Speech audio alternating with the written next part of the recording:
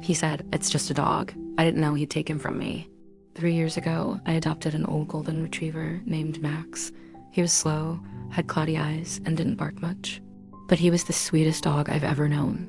I got him right after my dad died, and somehow Max helped me through it.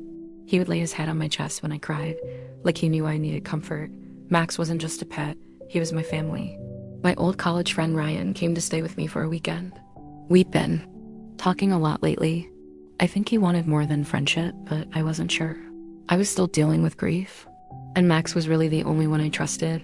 When Ryan met Max, the first thing he said was, "This dog looks half dead already." I laughed a little and told him Max was just old.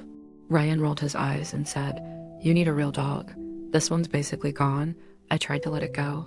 I wish I hadn't. Later that night, while we were watching TV, Max walked over to Ryan and gently put his paw on his knee. That was his way of asking for some love. Ryan pushed him hard. Max yelped and fell back into the table. I was shocked. I stood up and told Ryan to leave.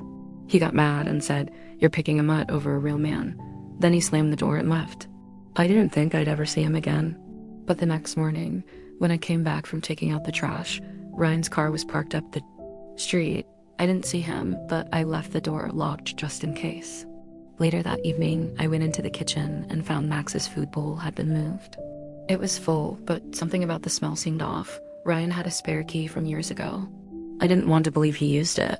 I really wish I had taken it more seriously.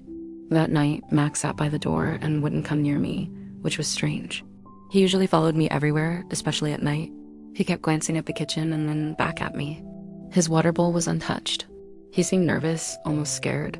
I thought maybe he was just tired or not feeling well. 2 days later, Max stopped eating. Then he started throwing up badly. I rushed him to the vet. After tests, the vet told me something I still can't forget. "Your dog was poisoned." I was in total shock. I asked if it could have been something outside or old food.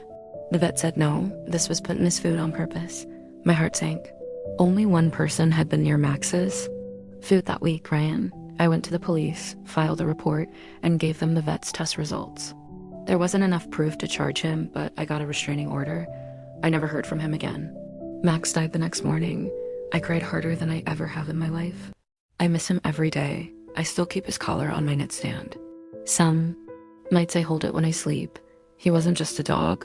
He was my best friend, and I'll never forgive myself for letting someone like Ryan near him.